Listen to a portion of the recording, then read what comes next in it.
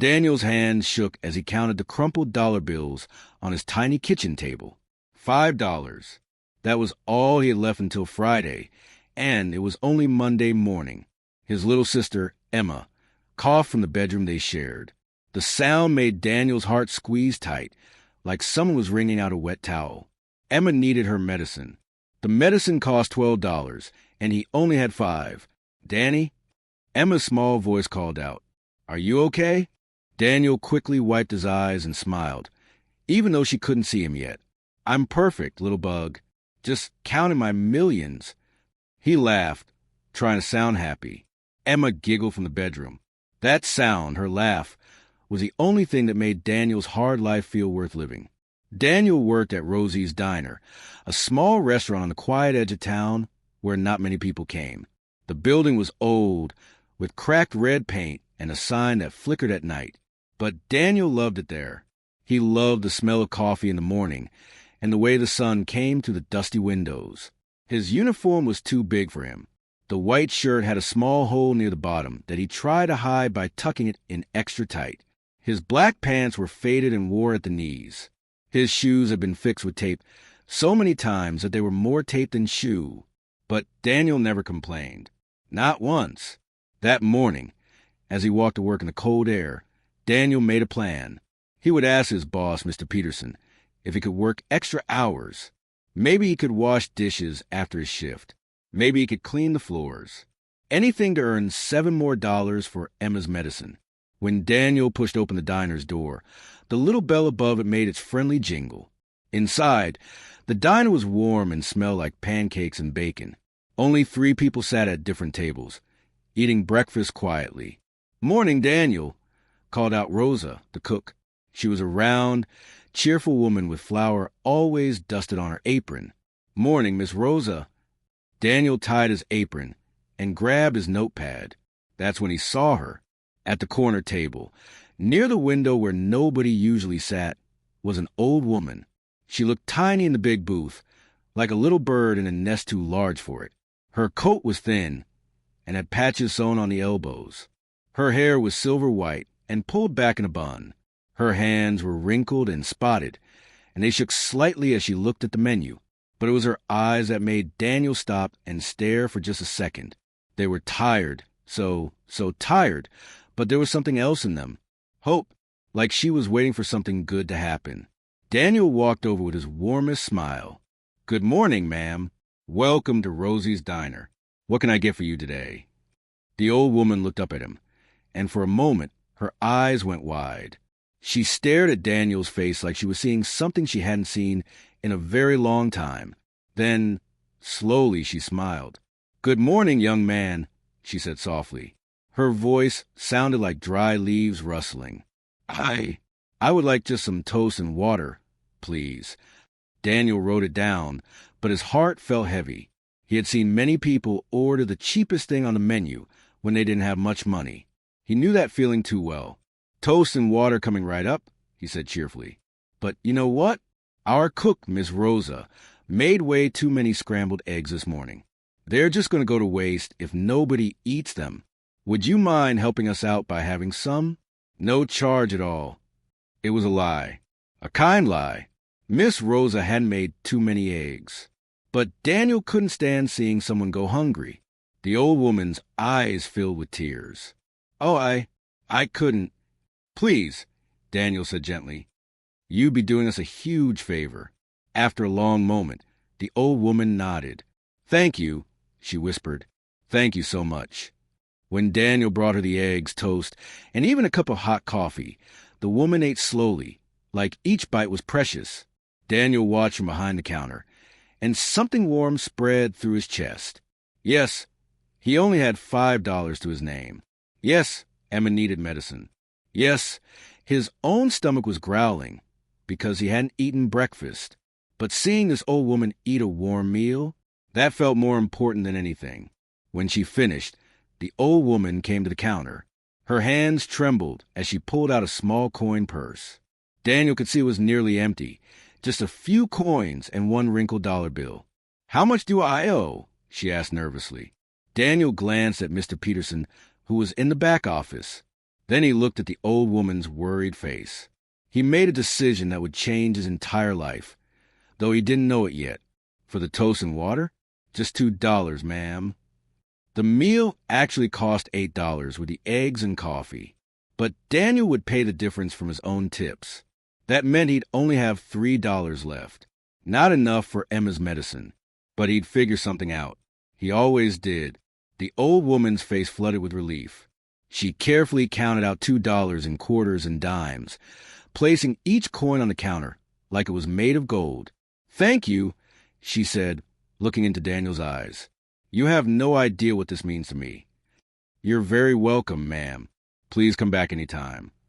As she walked slowly toward the door, Daniel noticed she limped a little. His heart ached. The next day, Tuesday, the old woman came back. She sat at the same corner table. She ordered toast and water. And once again, Daniel told her about the extra food that would just go to waste. This time, he brought her oatmeal with fruit and orange juice. Wednesday, she returned. Thursday, she returned. Friday, she returned. Each day, Daniel paid for most of her meal from his own pocket. Each day, his pile of money at home got smaller. Each day, Emma's cough got a little worse because he kept delaying buying her medicine. But each day, when the old woman smiled at him and said, "God bless you, young man," Daniel felt like he was doing something that mattered. On Friday afternoon, as Daniel was wiping down tables, Rosa came up beside him. That old woman. Rosa said quietly, "You're paying for her meals, aren't you?" Daniel froze. Had he been caught? "Daniel," Rosa continued, her voice gentle, "you barely have enough money for yourself. Why are you doing this?" Daniel looked out the window at the old woman walking slowly down the street, her thin coat pulled tight against the wind. "Because," he said softly, "somebody should care. Even if nobody else does, somebody should care about her." Rosa's eyes grew wet.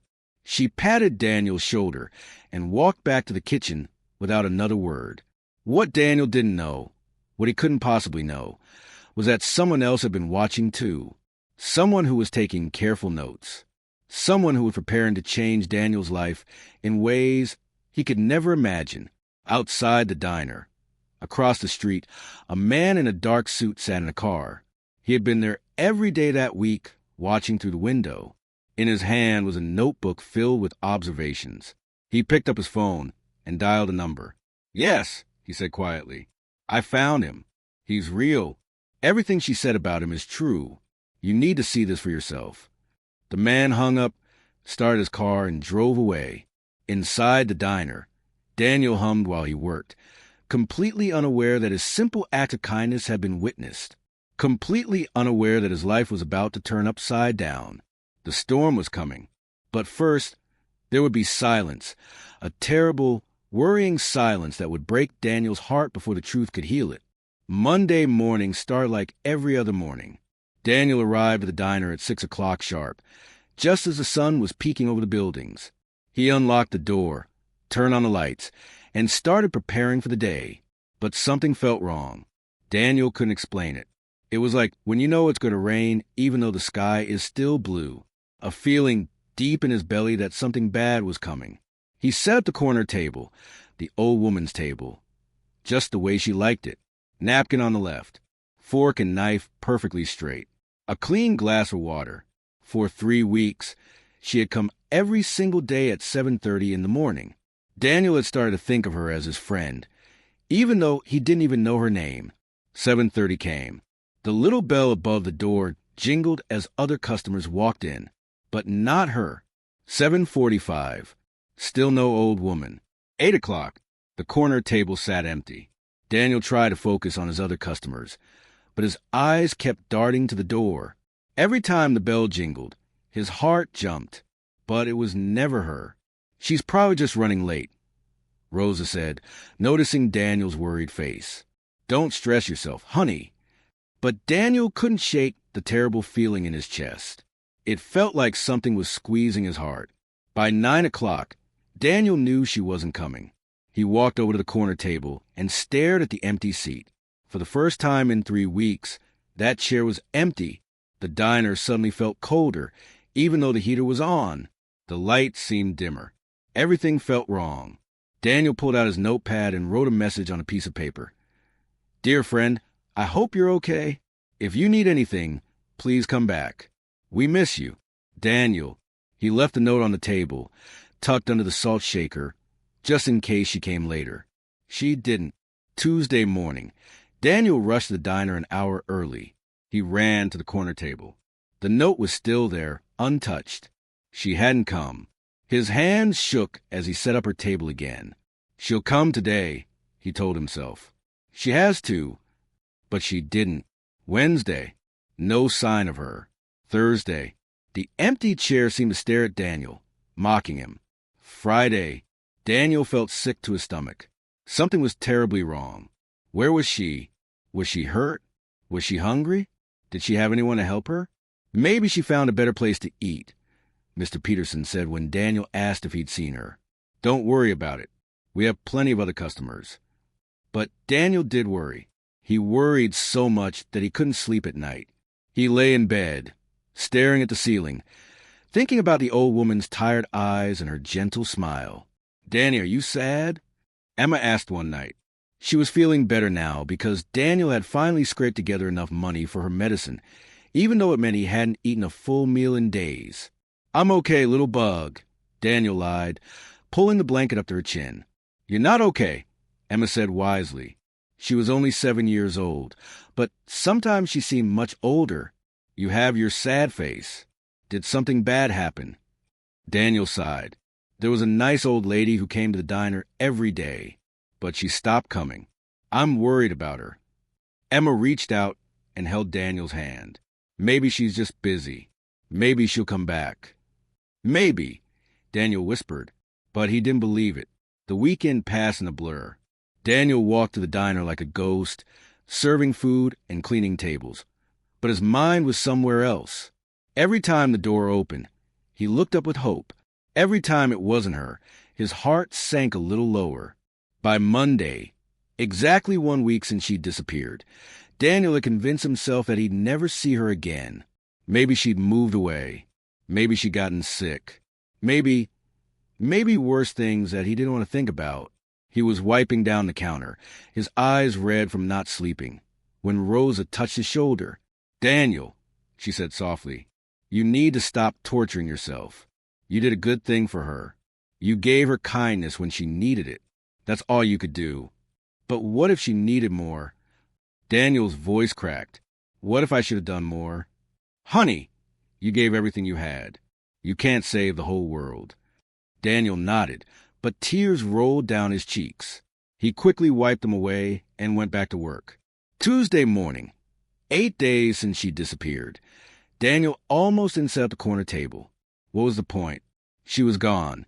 But something made him do it anyway. Hope, maybe. Or stubbornness. Or maybe just love for a stranger who had become important to him. He placed a napkin on the left, the fork and knife perfectly straight, a clean glass for water.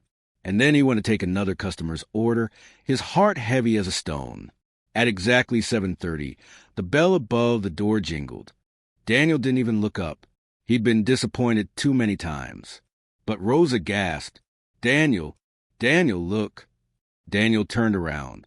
Standing in the doorway was the old woman, but she wasn't alone. Behind her stood 2 men in expensive dark suits, carrying briefcases.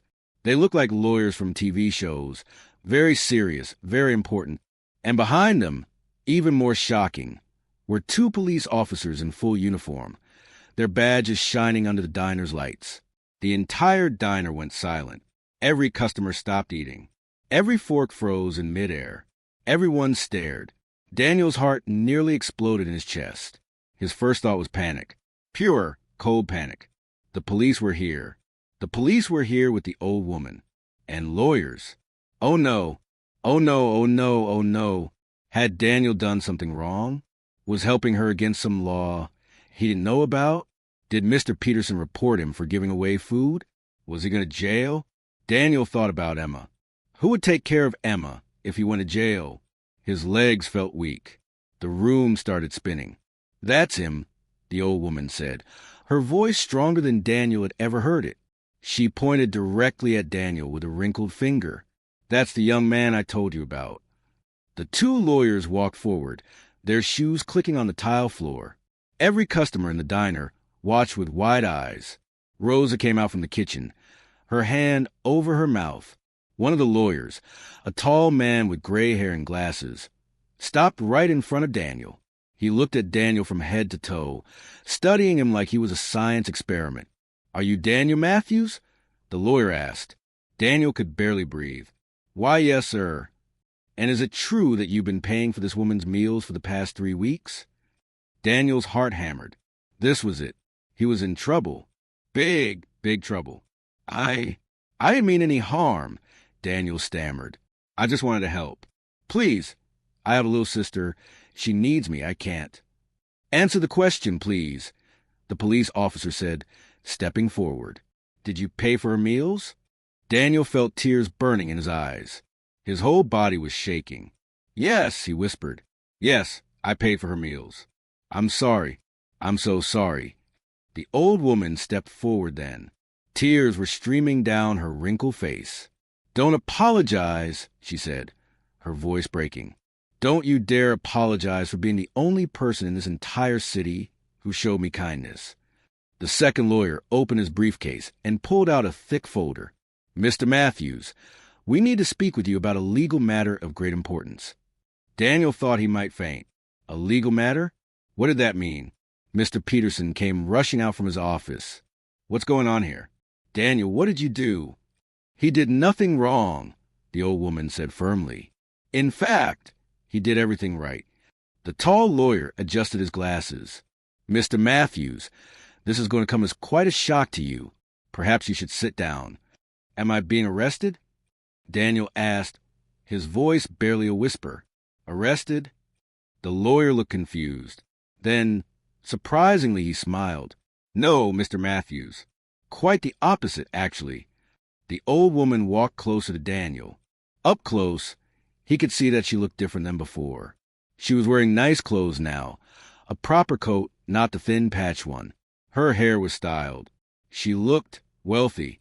"Daniel," she said gently, "my name is Margaret Hensley, and I have something very important to tell you." The diner was so quiet you could hear a pin drop. Every single person was frozen, listening. Mrs. Hensley took a deep breath. 3 weeks ago, I came to this diner as a test. I was a very wealthy woman. My husband passed away 5 years ago and left me with more money than I could ever spend.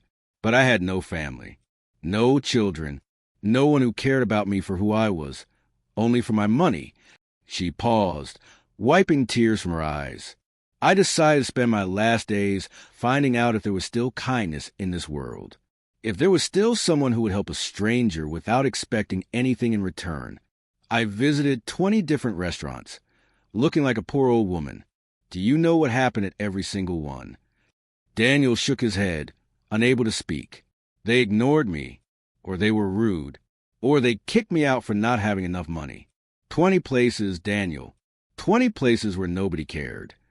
Her voice grew stronger. And then I came here, and I met you. The lawyer opened a folder and pulled out official-looking papers. Mrs. Hensley passed away 6 days ago, peacefully in her sleep. Daniel gasped, "No." But before she died, the lawyer continued, she made arrangements, very specific arrangements. The second lawyer stepped forward and handed Daniel a document. Daniel's hand shook so badly he could barely hold it. What is this?" Daniel asked. The old woman, no. Mrs. Hensley's spirit seemed to fill the room, even though she was gone. The lawyer spoke for her now.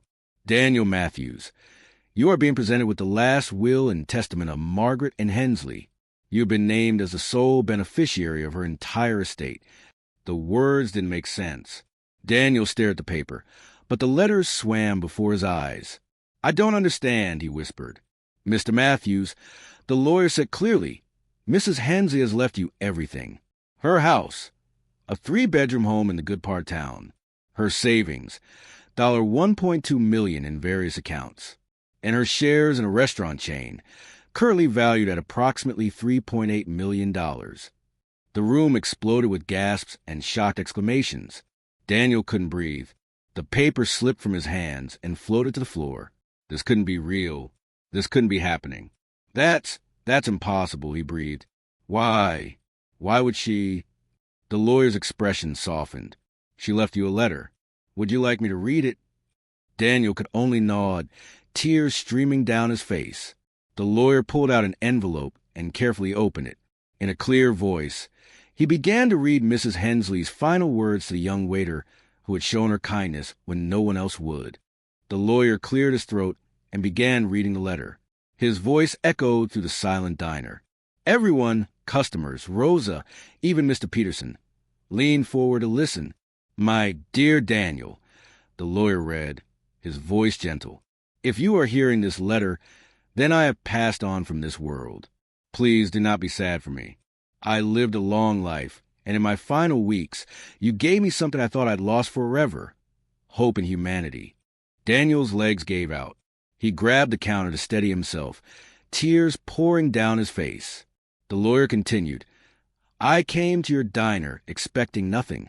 I had been to so many places where people looked at me like I was trash on the sidewalk, where they laughed at my old coat and my empty purse, where they made me feel invisible. But then I met you. Rose was crying now, too, her apron pressed to her face. Several customers wiped their eyes. You know who I was. You know I had money. You saw a hungry old woman, and you fed her. Not because you had to, not because someone was watching, but because your heart is pure and good. You paid for my meals with money you needed for your own sister's medicine. I know this, Daniel. I know everything. Daniel's whole body shook with sobs. He thought about all those days he'd gone hungry, all those nights he'd worried about Emma, all those times he'd counted pennies and wondered how they'd survive. The world told me there were no good people left. The letter went on. But you proved the world wrong. You are what goodness looks like. You are what love looks like. And because of that, I want to give you what you gave me, a chance at a better life. The lawyer paused and looked at Daniel. There's more. Would you like me to continue? Daniel nodded, unable to speak. My house is now yours. It has 3 bedrooms, so your sister Emma can have her own room. It has a backyard where she can play. It's in a safe neighborhood with good schools. You'll never have to worry about rent again. A sound came from Daniel's throat, half laugh, half sob. Emma could have her own room, a backyard, good schools. The money in my savings accounts is now yours, $1.2 million.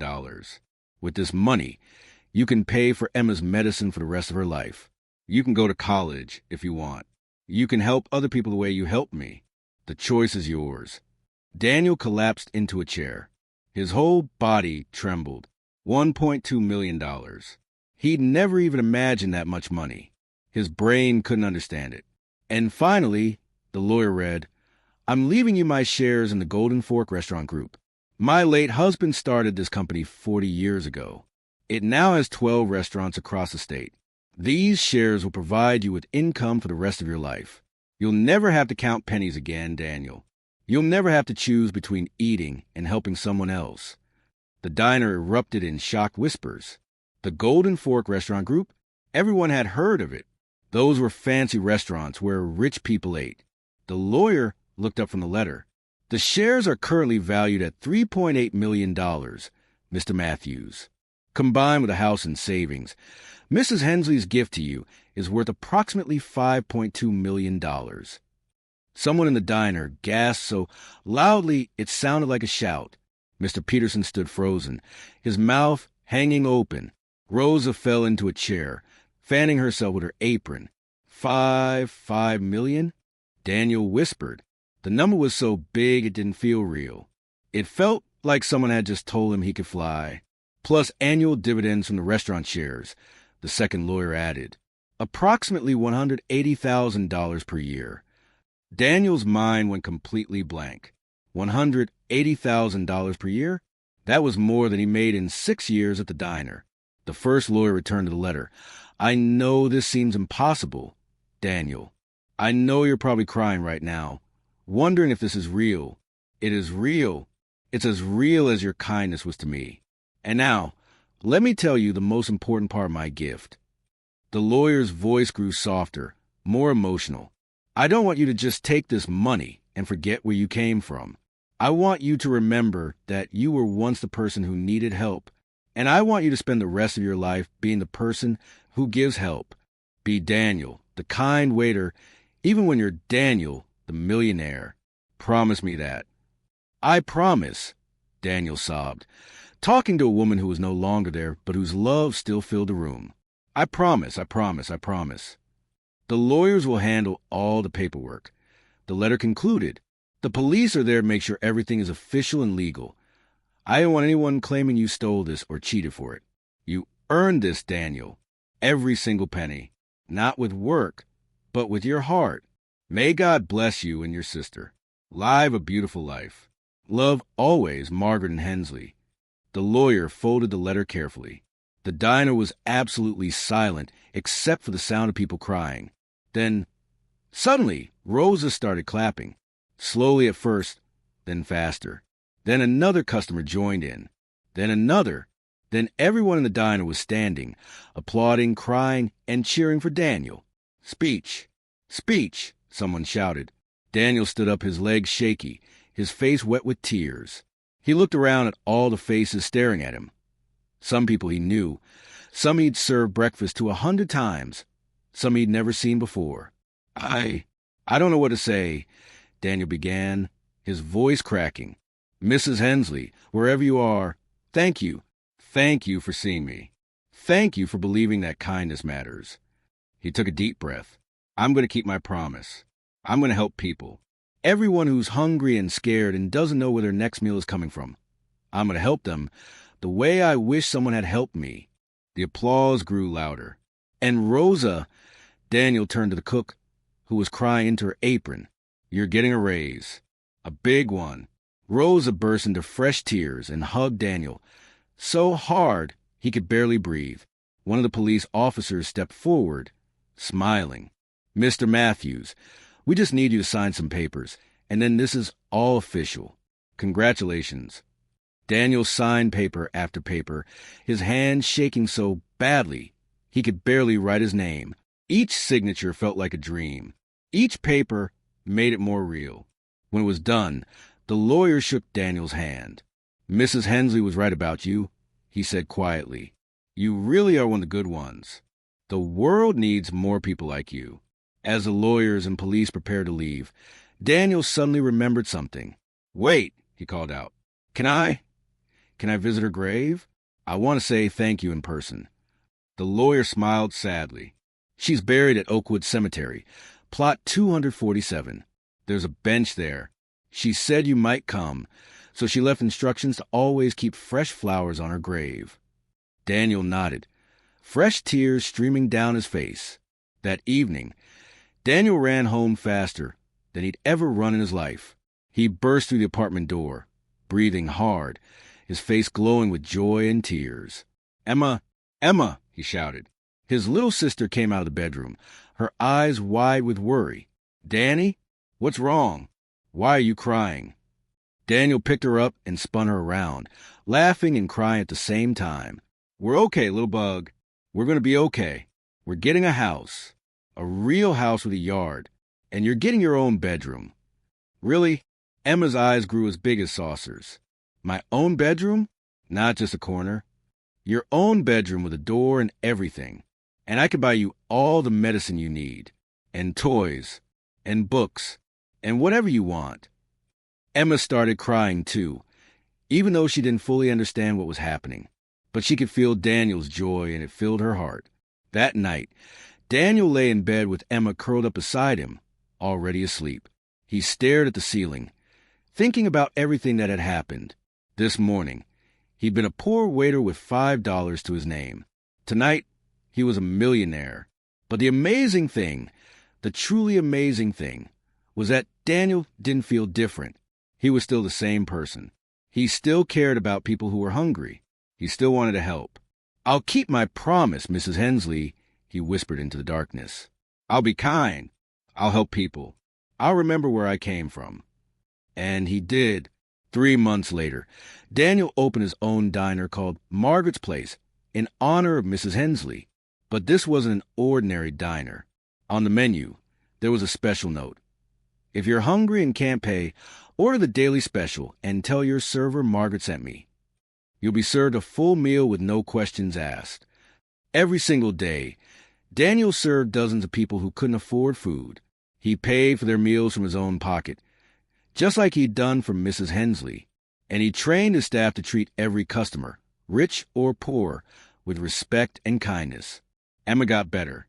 She went to a great school and made lots of friends. She had her own bedroom painted purple, her favorite color, and filled with books and toys. But her favorite thing was helping Daniel at the diner on weekends, bringing food to people who needed it. Why do we help people? Emma asked Daniel one Saturday afternoon. Daniel knelt down to her level and smiled. Because, little bug, someone helped us when we needed it most. And now it's our turn to pass that kindness on. That's how you change the world. One meal, one person, one act of kindness at a time. Every week, Daniel visited Mrs. Hensley's grave.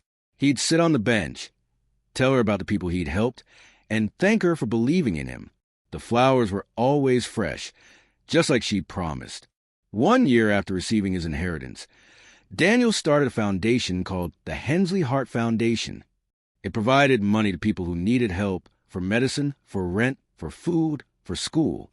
The foundation helped thousands of people every year. And every single person who received help got a card with Mrs. Hensley's words on it. You earned this with your humanity. Now pass the kindness on. Daniel never forgot what it felt like to have nothing. He never forgot the fear, the hunger, the worry. And he never forgot that one small act of kindness, feeding a hungry old woman, had changed his entire life. Because that's the truth about kindness. You never know where it will lead. You never know whose life you're changing.